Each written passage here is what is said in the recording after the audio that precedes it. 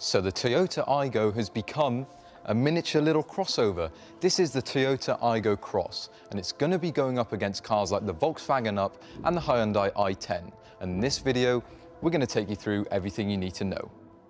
But before we do, be sure to subscribe to Auto Express for all the latest car videos.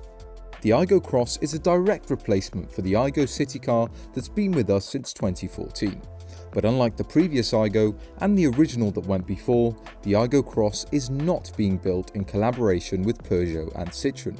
This is a Toyota from the ground up, and it rides on the same GAB architecture as the new Yaris. Toyota has tried really hard to make the Aygo Cross stand out against other city cars, hence the baby SUV looks and an unusual colour palette. The Aygo Cross can be ordered in a number of different spices, which dictate the exterior paint and interior trim accents. So this particular car, it's a chili model, and that means that it's finished in this nice metallic red paint, and overall it's quite distinctive, isn't it? It's got a sort of off-roader inspired vibe to it. You've got plastic body cladding here, sort of reinforcing the off-road vibe of the car, and generally, yeah, coming around to the side of the car, you've got this interesting two-tone paint finish with the black roof that extends all the way down to the rear, and yeah, it's a funky looking thing.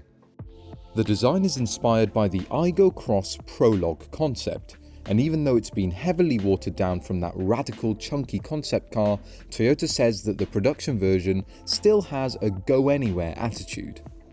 But of course, this car is not a serious off-roader. It's still a small front-wheel drive hatchback.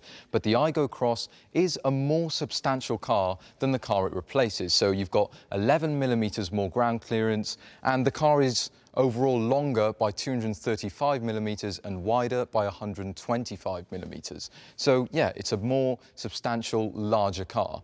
But how does that translate to interior space?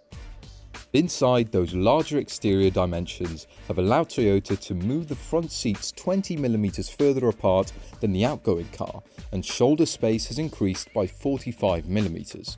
The height of the car has also been raised by 50mm, and there's even an optional retractable canvas roof. So as you can see, it's not cavernous in here, but as city cars go, this is a fairly spacious cabin. The driving position is good. I've got a good view out of the road ahead. I'm sat nice and high. The driving position is actually 55mm higher than the previous Aygo, which gives a sort of pseudo baby SUV driving position, which is nice. And the build quality around the cabin is nice as well. You haven't got soft touch plastics dotted around the place, but generally, yeah, it feels well screwed together and very sturdy, as a Toyota should be. And in the center of the dash, you've got this big oval design, and that houses a 9-inch infotainment screen. And the graphics, they're pretty crisp. It's not the slickest infotainment system. The frame rate is a little bit low, so it can look a little bit jerky. But overall, yeah, it's a good enough system, and it will get you by.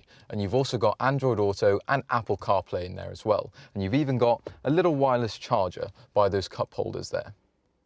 There's also an optional JBL stereo, and Toyota's MyT smartphone app allows owners to monitor fuel levels, warnings, and the car's location remotely. High-spec cars get cloud-based navigation too, and new software features will be introduced through over-the-air updates. So things are pretty decent up front, but with the Aygo Cross, Toyota has made a tricky trade-off between rear legroom and boot space. The new car has a 231-litre boot, which is 60 litres larger than before, but this means that space in the back is unchanged from the previous Aygo. So yeah, it is pretty tight back here. As you can see, I've got barely any knee room, despite the extended wheelbase of the Aygo Cross. Toyota says that a very small percentage of Aygo owners use the rear seats, so it was more important to increase the boot capacity of the car instead. Even so, the Hyundai i10 is a better bet for carrying adults in the back. But I will say that the increased height of the Aygo Cross does mean that I've got a good amount of headroom despite being over 6 foot tall. But it's not a place that you'd want to carry adults for an extended period of time. But the Aygo Cross should at least be quieter and more comfortable than the car it replaces, thanks to improved sound insulation and a new suspension setup. The turning circle is tighter than a VW Up's too. However, aside from a new engine management system, the motor is pretty much unchanged from the outgoing Aygos. So under the bonnet is a 1-litre 3-cylinder petrol engine with around 71 bhp, and that propels this small 1-ton city car to 62 miles an hour in 15.5 seconds. But the important thing with a small, economical car like this is that Toyota is targeting over 60 miles per gallon. That engine sends power through either a 5-speed manual gearbox or an S CVT automatic.